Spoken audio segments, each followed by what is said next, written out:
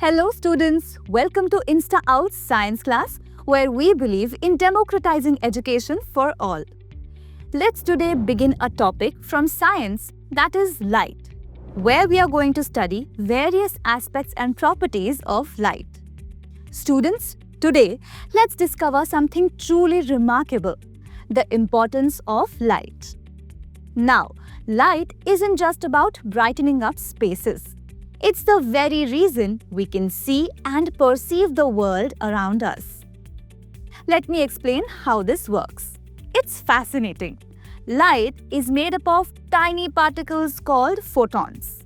These photons travel from a light source, hit objects, and then reflect back. Imagine throwing a ball against a wall. It bounces back to you. In the same way, photons bounce off the object and enter your eyes. Now, the real magic begins when these photons reach your retina, the light-sensitive part of your eye. The retina is equipped with millions of specialized cells that detect photons and convert them into electrical signals. But this is only the beginning. These signals travel through the optic nerve to your brain when they are processed into images. In other words, your brain transforms these signals into the pictures you see, like a beautiful sunset or the words on a page. Without this incredible process, light would just exist without meaning. Now, let's talk about where light comes from. Light comes from two main sources: natural and artificial. Natural light, like sunlight, has been lighting our planet for billions of years. It helps us see, controls our sleep pattern, powers plants through photosynthesis, and even improves our mood.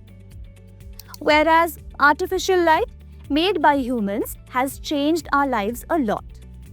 With inventions like light bulbs and LEDs, we can work, study, and socialize even after it gets dark. Now, it's time to uncover some amazing facts with our Insta Bites. Did you know? When light meets a very small obstacle, it bends around it instead of traveling in a straight line. This bending of light is called diffraction. This challenges the traditional view that light always travels in straight lines and shows that light behaves like a wave. But there's more to the story. In the early 20th century, scientists found that the wave theory of light could not fully explain how light interacts with matter. Surprisingly, light sometimes behaves like a stream of tiny particles. This strange behavior led to the development of the quantum theory of light, which tells us that light is not just a wave or just a particle. It behaves as both. Now that we've uncovered this curious dual nature of light, let's move ahead and understand the next concept: reflection of light. Reflection is the process where light hits a surface and bounces back into the same medium, causing it to return instead. In simpler terms, it's light saying, "I'm coming right back at you." Now, not all surfaces reflect light equally. Highly polished surfaces like mirrors are exceptional at reflecting most of the light that falls on them. That's why mirrors give us clear and sharp reflections. Imagine standing by a still lake on a sunny day. You can see the sky and trees perfectly mirrored in the water. The smoother the surface, the better the reflection. But when the surface is rough, like a rocky path or rippled water, the light rays scatter in different directions. That's why you can't see a clear image on it. Reflection also follows two key rules, known as the laws of reflection, which help us understand its behavior, whether on a smooth or rough surface. The first law states that the angle of incidence is equal to the angle of reflection. This means the angle at which light hits a surface is exactly the same as the angle at which it bounces off. Think about a game of pool. When you strike a ball at an angle against the edge of the table, it bounces off at the same angle. Light behaves in the same way. It's all about geometry. Now, moving on to the second law of reflection, which tells us that the incident ray, the reflected ray, and the normal, which is an imaginary line drawn perpendicular to the surface at the point of incidence, all lie in the same plane. This ensures that reflection is predictable and orderly. For example, if you shine a flashlight at a mirror, the light doesn't scatter randomly. It reflects back in a structured and predictable way. Let's consider a light ray incident at point M. This is called the incident ray. After it strikes the surface, the ray that bounces back is known as the reflected ray. Now, what is the normal? The normal is an imaginary line drawn perpendicular to the surface at the point of incidence. According to the first law of reflection, the angle of incidence is always equal to the angle of reflection. Let's now move on to the properties of images formed by a plane mirror. When we place an object in front of a plane mirror, the image that appears is always virtual and erect.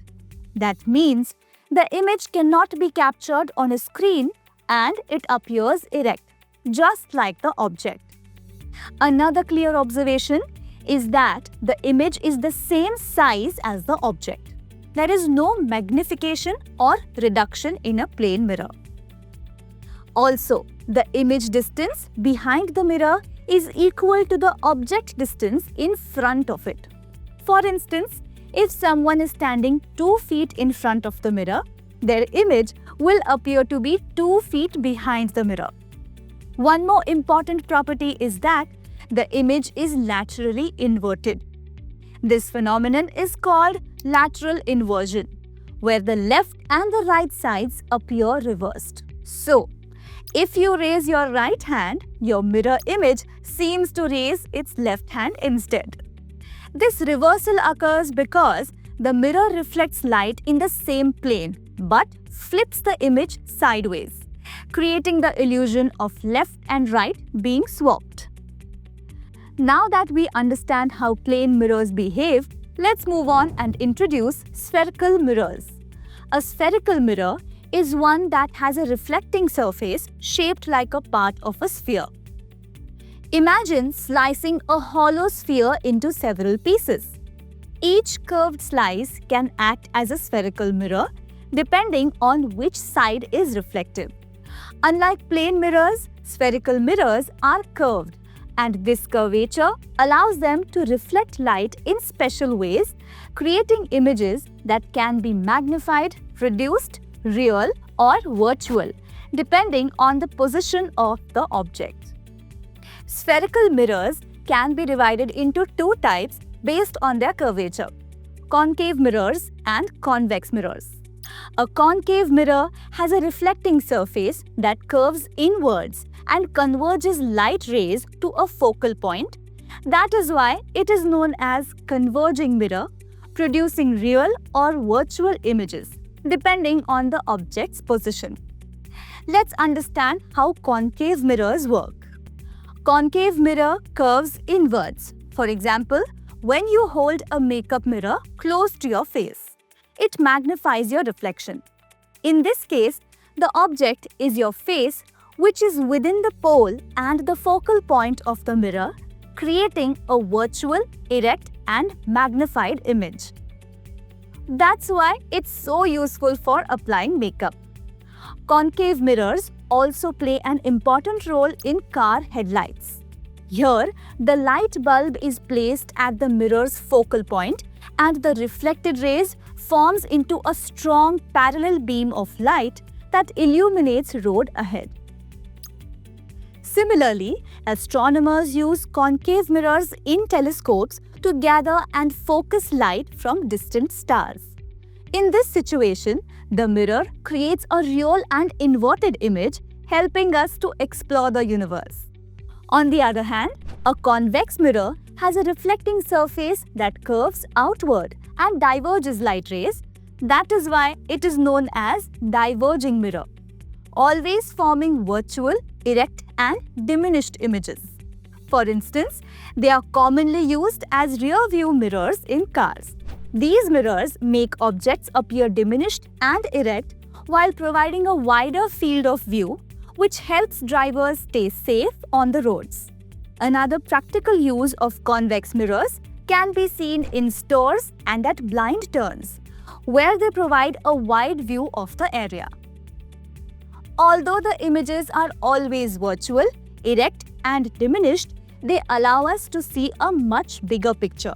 So students, concave mirrors converge light and can create virtual or real images depending on the object's position, while convex mirrors always diverge light, forming virtual, erect and diminished images.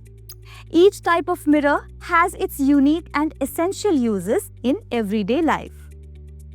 When we talk about spherical mirrors, we come across several important terms. One of the first is the pole. The pole is the central point on the surface of the mirror.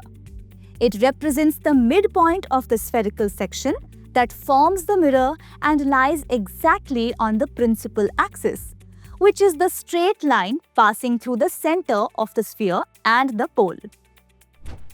Next is the center of curvature. This is the center of the original sphere from which the mirror has been cut. It is denoted by the letter capital C. For a concave mirror, the center of curvature lies in front of the reflecting surface, whereas for a convex mirror, it lies behind the mirror on the opposite side of the reflecting surface. Now, let's understand the radius of curvature. It is defined as the distance between the pole and the center of curvature. This distance is denoted by capital R. The radius of curvature is always measured along the principal axis and it represents the radius of the original sphere. The line joining the center of curvature to any point on the mirror's surface is normal to the mirror at that point. In particular, the line joining C to the pole is perpendicular to the mirror at the pole and coincides with the principal axis. When we understand mirrors, it becomes essential to clearly grasp the concepts of principal focus and focal length, especially for solving numerical problems and performing experiments. The principal focus is the point at which the reflected rays either converge or appear to diverge after reflection from the mirror. For a concave mirror, the principal focus is the point on the principal axis where light rays parallel to the axis actually converge after reflection. The focal length is the distance between the pole and this principal focus. It is denoted by F. Let us begin with an activity to understand the concept of focus in a concave mirror. Take a concave mirror and hold it with its reflecting surface facing the sun. First, carefully identify the two sides of the mirror, the curved reflecting surface and the non-reflecting surface. Now, let the sunlight fall directly on the reflecting surface of the concave mirror. Hold a white sheet of paper in front of the mirror to catch the reflected rays. Slowly move the paper forward and backward until you notice a bright and sharp spot of light forming on the paper.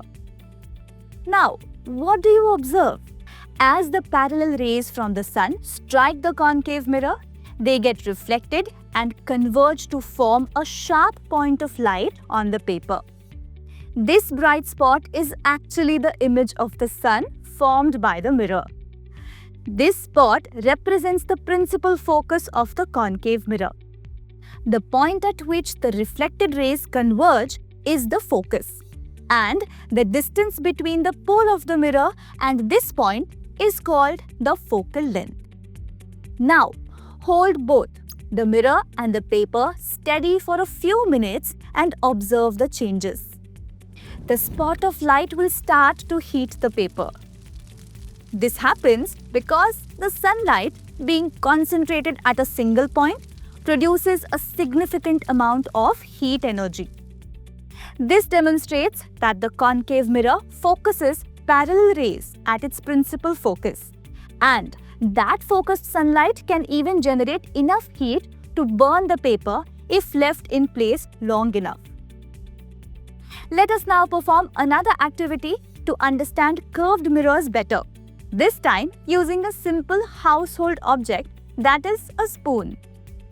A spoon acts like a curved mirror, and the type of image it forms depends on which side of the spoon is used. First, take the inner side of the spoon, which is the curved inward surface. This side behaves like a concave mirror. Hold it close to your face and observe your image. You will notice that the image appears magnified and erect. Now, move the spoon slowly away from your face. What do you see? The image becomes inverted and appears upside down. This happens because the nature of the image in a concave mirror changes with distance, that is, from magnified and erect at close range to inverted and diminished when moved farther away. Next, repeat the activity using the outer side of the spoon, which is the curved outward surface. This behaves like a convex mirror. In this case, your image always appears erect, but it is diminished and slightly distorted. This is because in a convex mirror, the reflected rays appear to diverge from a point behind the mirror.